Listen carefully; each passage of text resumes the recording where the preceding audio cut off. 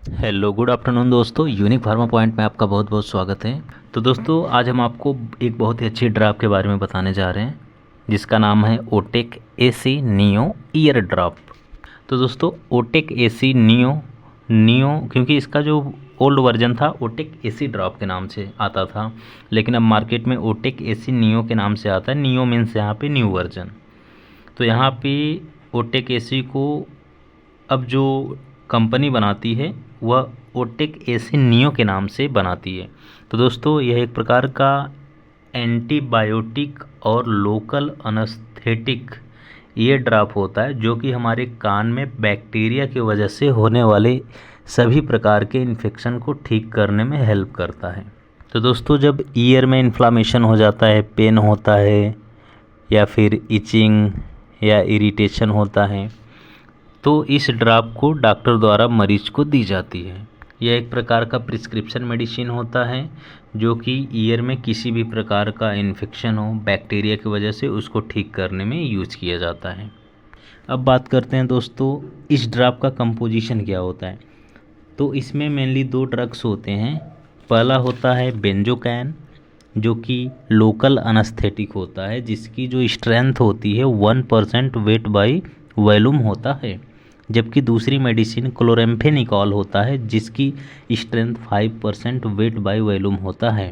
क्लोरेम्फेनिकॉल एक प्रकार का एंटीबायोटिक मेडिसिन होता है।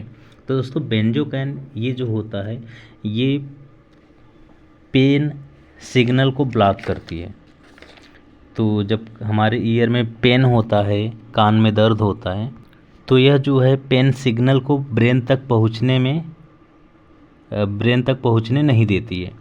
तो इस तरह से बेंजोकैन जो होता है ये लोकल अनस्थेटिक होता है जो कि पेन सिग्नल को ब्लॉक कर देती है, जिसकी वजह से जो पेन का सेंसेशन है ये नहीं हो पाता मरीज को या पेशेंट को। दूसरी मेडिसिन क्लोरेम्फेनिकॉल जो कि एंटीबायोटिक मेडिसिन होता है जो कि बैक्टीरिया के प्रोटीन सिंथेसिस को इनहिबिट कर देता है, रोक देता है, जिसकी वजह से बैक्टीरिया किल होने लगता है।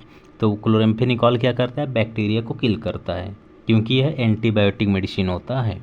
और दोस्तों एक और इसमें इंग्रेडिएंट है प्रोपाइलिन ग्लाइकॉल जो कि सॉल्वेंट या कैरियर का काम करता है ड्रग के लिए। बेंजोकैन और क्लोरेम्फेनिकॉल को ये क्या करता है, कैरी करता है एक तरह से।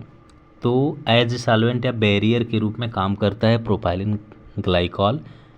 तो दोस्तों अब बात करते हैं डोज। तो यह जो ड्रॉप होता है इसको हम अगर कोई भी बच्चा है जिसका एज जो है 8 साल से ऊपर है और 15 साल से कम है, तो 8 साल से लेकर 15 साल तक अगर कोई भी पर्सन है या बच्चा है तो उसको हम 2 बूंद दिन में 2 बार मीन्स सुबह शाम देते हैं।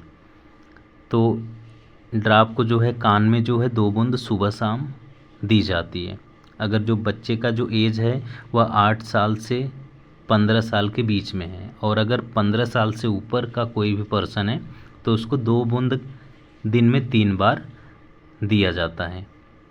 तो दोस्तों यह ईयर ड्रॉप है तो इसको मेनली जो है ईयर में ही डाला जाता है। तो दोस्तों इस ड्रॉप को हमें 1 सप्ताह तक यूज करना है।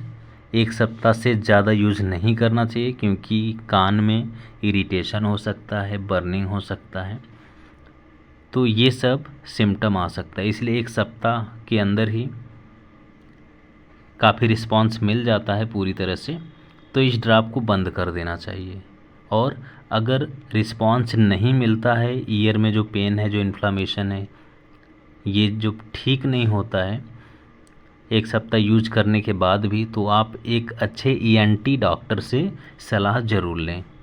तो दोस्तों अगर कोई भी पर्सन है और ईयर ड्रम में परफोरेशन है तो इस ड्रॉप को यूज़ नहीं करना है क्योंकि इसमें प्रोपाइलिन ग्लाइकॉल होता है जो कि अगर परफोरेशन होता है ईयर ड्रम में तो ये जो प्रोपाइलिन ग्लाइकॉल है जो यहाँ पे कैरियर का काम करता है ड्रग के लिए, तो ये परफोरेशन से इनर ईयर में चला जाएगा या मिडल ईयर में चला जाएगा, जिसकी वजह से क्या होगा, ओटोटॉक्सिसिटी हो सकती है मरीज को।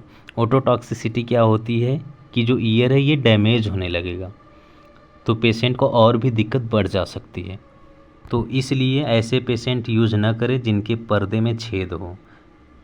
अब बात करते हैं दोस्तों इसके साइड इफ़ेक्ट। तो इस ड्रॉप का जो साइड इफ़ेक्ट है मेनली बर्निंग, इरिटेशन या रेडनेस हो सकता है। बहुत सारे पेशेंट में यह जो है कुछ ही समय के लिए होता है और फिर अपने आप ठीक हो जाता है। अगर ये जो सिम्टम है बर्निंग, इरिटेशन, रेडनेस, अगर ये कुछ समय के लिए बना रहता है तो आप इस ड्रॉप को लेना बंद कर देंगे। अब बात करते हैं दोस्तों सेफ्टी प्रिकॉशन। तो अगर कोई मदर है जो ब्रेस्ट फीडिंग करा रही हो या प्रेग्नेंट हो तो इस ड्रॉप को यूज़ नहीं करना है बिना डॉक्टर की सलाह से।